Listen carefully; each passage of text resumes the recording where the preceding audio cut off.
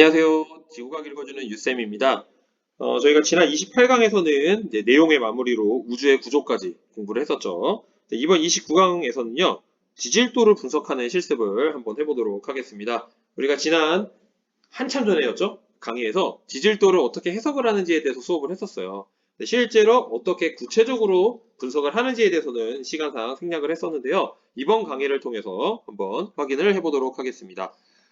다음 지질도에서 YG 단면을 그리고 지층의 생성 순서를 결정해 달라고 하네요. 자, YG가 어딘지를 보는 게 중요하죠. Y하고 G 여기 있네요. 잘 숨겨져 있어요. YG 단면을 그리면은 요 선상에 해당되는 단면을 그려봐 달라는 겁니다. 그러니까 지층 단면을 그려보라는 소리죠. 자, 한번 그려보죠.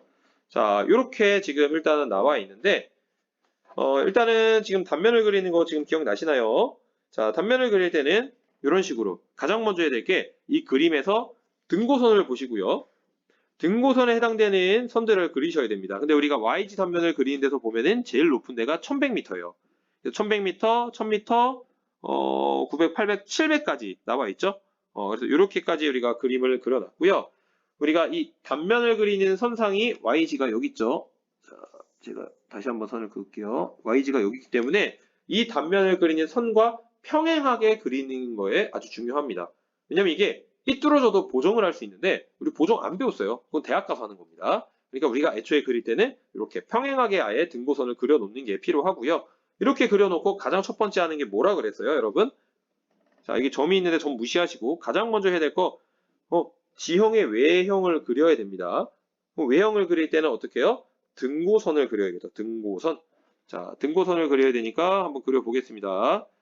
자, 제가 초록색으로 해볼까요? 자, 1100m. 자, 내려오면 되죠? 아이고, 휘어졌네요. 1100m 내려와서 여기. 자, 그 다음에 또 1100m 내려와서 여기네요. 여기쯤. 그 다음에 여기가 1000m. 자, 지금 제가 자가 없기 때문에 약간 안 맞을 수도 있어요. 근데 뭐 방법이 중요하니까. 자, 여기가 내려와서 900m. 여기가 내려와서 800m. 그 다음에 이쪽에 다시 이렇게 내려와서 1000m. 자, 이렇게 내려와서 900m. 이렇게, 아유. 그 다음에 여기가 이렇게 내려와서 800m. 자, 그 다음에 여기 이렇게 내려와서 700. 이렇게 내려와서 다시 700. 다시 올라가네요. 800. 이쯤에 900이 있죠. 자, 높이를 다 그렸어요. 그럼 높이 그리면 되죠. 자, 없는 부분을 그냥 예상치로 그리면 되죠. 자, 이렇게 해서 여기도 예상치로 그냥 그립니다. 없으니까. 그래서 이렇게 갔다가 내려갔다가 뭐 다시 더 내려갔겠죠. 이렇게 갔다가 여기는 이제 내려간다고 치고. 자, 이렇게 해놓고 그 다음에 이제 해야 될 게 뭐였어요? 지층의 경계면을 표시하는 거죠. 지층의 경계면은 파란색으로 해볼까요? 자, 지층의 경계면은 네, 여기 아이고 막 없어지네요. 자, 지층의 경계면은 여기쯤 있겠죠? 여기. 자, 여기쯤 있고요. 그 다음에 여기 경계면 내려와서 여기쯤 있고요. 경계면 내려와서 여기. 그 다음에 지층의 경계면 내려와서 여기.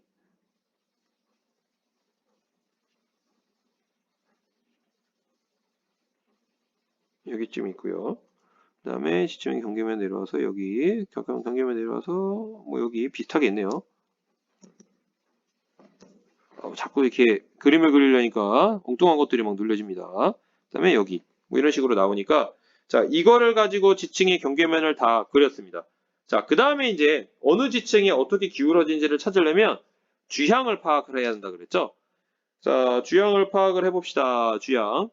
자, 주향을 파악을 해보면 지금 여기 F하고 D부터 한번 볼까요? 여기는 1000에서 1100m 사이쯤에 어딘가 여기서 표면에서의 경계면이 나왔어요. 자, 그러면 얘네들이 어디로 가는지를 좀 파악을 해야 되는데 지금 얘는 아래에 어떤 경향이 없네요, 지금. 그러면 얘는 지금 버리겠습니다. 지금 바로 할 수가 없고요. 지금 생각을 해보면 이쪽에 1100m보다 더 높은 쪽에 경계면이 있고 여기 경계면이 있으니까 여기 경계면은 이렇게 해서 내려가겠죠? 그래서 이 직선대로 쭉 내려가면 될 것 같고요. 지금 이쪽에 F가 더 있는데 이게 지금 형태를 봤더니 이런 식으로 해서 연결이 쭉 되겠네요. 그래서 이렇게 연결이 될 것 같고요. 그 다음에 지금 C하고 D하고 경계면을 봤더니 여기 있고요. 여기 있죠. C하고 D하고 경계면이 내려오면 한 여기쯤 있겠네요. 그 말은 여기에서 여기 연결되는 거죠. 이렇게. 네, 제가 자가 없어서 이게 연결이 되면 한 요쯤 이렇게 내려갈 겁니다. 그 다음에 또 B하고 C하고 경계면을 생각을 해보면 한 요 정도 이렇게 해서 내려가겠네요. 자, 그 다음에 여기는 뭐 이렇게 내려간다고 치고. 자, 그러면 이제 우리가 얘기할 수 있는 게 뭐예요? A, B, C, D, E. 이렇게 되겠죠? 네, 뭐 이런 식으로 대략 그렸습니다. 자, 그러면 이제 단면을 뭐 대략 그렸어요. 그래서 여기에서 이제 여러분 단면을 그릴 때 보면은 실제로 지질도가 나면 되게 복잡하잖아요. 그래서 우리가 자를 대고 정확하게 그릴 필요가 있고요. 지층의 경사는 결국 어떻게 해야 되냐면 등고선 두 개를 갖고 지금 그렸어요. 왜냐하면 지금 이 지질도 같은 경우에는 우리가 배운 대로 어떤 특정한 높이의 주양선이 여러 개가 그어져가지고 내부에 점을 찍을 수 있는 상태가 아니네요. 근데 그런 경우에도 이런 식으로 우리가 두 가지 점을 찍을 수 있으면 그 기울기에 따라서 이렇게 선을 이어서 우리가 경사를 표현할 수가 있다는 겁니다. 그리고 이제 정확하게 하면은 사실은 일일이 다 우리가 배운 대로 경사를 계산을 해서 경사 각도로 맞춰서 그려야 하지만 여기에서는 지금 그렇게까지 계산을 하지는 않았고요. 생성 순서를 결정하기 위해서 단면을 그리는 거기 때문에 일단 대략적으로 작도를 했습니다. 만약에 여러분들이 이런 거를 수행평가로 하게 된다면 사실은 아주 정밀하게 점을 정확하게 자로 찍어서 하든지 아니면 선생님이 원하는 스타일이 아예 니네가 경사를 일일이 다 재라 라고 하면은 경사를 일일이 다 재서 거기에 맞춰서 단면을 정확하게 그리셔야 돼요. 지금 여기서는 그 정도까지는 일단은 생략을 했습니다. 그리고 이제 이렇게 하고 나면 이제 우리가 분석을 할 수 있죠. 왜? 여기에 기본 가정에 지층에 역전이 없다 라고 하면 어떻게 하면 되죠? 기울어진 방향만 알면 우리 알 수 있죠. 뭐부터 만들어진 거예요? A, B, C, D, E 그 다음에 F. 왜냐면 이쪽에 F가 여기 있어요. F. 여기 F 지층이 있기 때문에 이 모양대로 하면은 이렇게 되어 있는 기울어진 지층이기 때문에 이렇게 순서를 정할 수가 있습니다. 자, 그 다음에 이제 아주 드물게 A와 B하고요. 여기 B하고 C 여기 있죠. 여기는 하나밖에 없어요. 경계 데이터가. 그래서 그냥 다른 경계랑 비슷하게 임의로 지금 그려놨다는 거죠.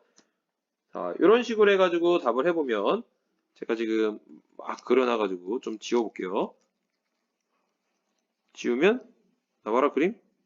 자, 이런 식으로 해서 그려갖고 만들면 이런 경사가 만들어진다라는 겁니다. 사실 이렇게 일직선으로 연결되어 있어서 이게 침식을 받아서 여기가 없어진 거죠. 그래서 이렇게 직선으로 긋고 이 부분을 지우개로 사사삭 지워도 됩니다. 그래서 지표면 아래에 있는 부분만 경계선을 남기시면 되는 거죠. 자, 그 다음에 이제 두 번째 활동은 주향과 경사와 두께를 파악하는 거예요. 자, 이 중에서 첫 번째 질문, 이 지질도에서 뭘 구하라? 경사를 구하래요. 자, 경사를 구하라고 하는데 무슨 경사를 구하라? R층의 경사를 구하라고 되어 있습니다. 자, R층의 경사 구해 보겠습니다. 지금 이 선 하나는 이미 주어져 있는 거죠. 네, 주향이 이미 하나가 주어져 있네요. 자, 그러면 이제 우리가 뭘 파악해야죠? 처음에 어떤 주향선을 쓸 거냐라는 거예요. 경사를 재할 거기 때문에 여기서는 자, 경사를 잴 때는 어떤 주향선을 쓰라 그랬죠? 네, 같은 경계면을 나타내고 있는데 주향선의 고도가 다른 거 찾으면 되죠. 지금 Q하고 R하고 나와 있는 이 경사에서 200m 고도에 만나는 주향선을 했으니까 300m에 해당되는 주향선을 파악을 하면 됩니다. 나와라. 요렇게.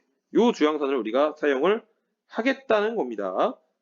근데 물론 이제 정확하게 해보면요. 이 200m 주향선하고 300m 주향선이 완벽하게 평행하지는 않아요. 이게 실제 지형에 가까운 데이터이기 때문에. 근데 이거를 일단 평행하다라고 간주하고 계산을 할 겁니다. 그래서 아무래도 약간의 오차는 생길 수가 있다는 거, 그거는 감안을 하시고요. 근데 이제 또 한 가지 가장 근본적인 질문인데 R층의 경사 구하라 그랬잖아요.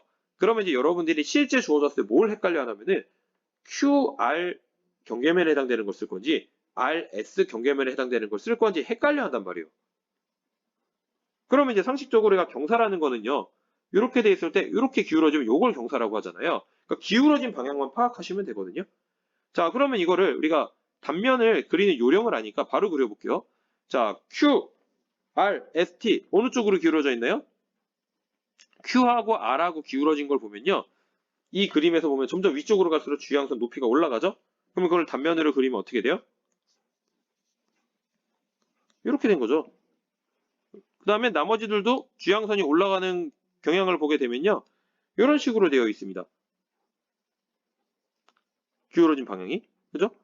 그러니까 R층의 경사를 구한다는 거는 이렇게 해서 여기 경사를 구하는 거니까 Q하고 R의 경계에 해당되는 그 주양선을 이용을 해야 된다는 거예요. 여러분 이걸 간과하면요. 나중에 엉뚱한 거 구할 수 있어요. R의 경사를 구하라고 했더니 갑자기 S의 경사를 구할 수 있습니다. 왜? 아무 생각 없이 R과 S의 경계면에 해당되는 데서 막 주양선을 긋고 있으면 그렇게 된다는 거예요. 그거는 요령이기 때문에 여러분 꼭 기억을 해주시고요. 자, 그래서 이런 방법으로 그냥 계산을 하면 되죠. 그럼 계산하면 되죠. 우리 요령 어떻게 했어요? 자, D, 즉 자로서 이 평행한 두 선의 사이 간격을 자로 잽니다. 자, 자로 재면 여기 오른쪽에 스케일이 나와 있죠? 축척이 나와 있으니까 곱해요. 그러면 거리가 나오죠. 그러면 이제 그 거리, 해당되는 요 거리가 D가 되는 거고요. 높이는요, 등고선 높이가 100m 차이 나잖아요. 100m.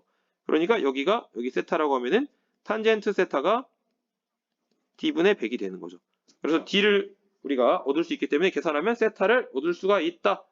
그래서 계산하면 경사가 약 21도가 된다. 근데 21도인데 어느 쪽으로 기울어져 있어요? 이쪽 방향으로 기울어져 있죠? 왜? 고도를 보면 아시겠죠? 그래서 이쪽 방향으로 기울어져 있기 때문에 여기는 SE 방향이죠. 왜냐면 여기 북쪽에 대한 스케일이 나와 있고 여기 주양선에 대해서 여기 각도를 재면 되죠. 그래서 각도기가 있다면 각도기를 이용해서 재면 되고요. 아니면은 자를 이용해 가지고 삼각함수를 해 가지고 길이를 잰 다음에 삼각함수로 구해도 됩니다. 어떻게든 구하시면 돼요. 그래서 n 84 2죠. 동쪽으로 기울어져 있으니까 90도 이내로 써야 되니까. 그래서 주양과 경사를 이렇게 해서 구했다. 자, 그 다음에 이제 두께를 한번 구해볼게요. 그러니까 두께를 똑같은 데 구하면 안 되니까 S의 두께를 한번 구해보겠습니다. S의 두께. 자, 그러면 이제 아까 거를 이용을 해야 되죠. 왜냐하면 방법을 이용해야 되는 거죠. 두께를 알려면 기본적으로 경사를 알아야 되기 때문에 똑같이 이제 경사를 구하는 과정을 한번 거쳐야 돼요. 그러면 경사를 구할 때는 어떻게 주양선을 잡아요? 같은 지층 경계선에 대해서 주양의 고도가 다른 거, 고도가 다른 주양선 두 개를 잡아야 한다면 두께를 구할 때는요.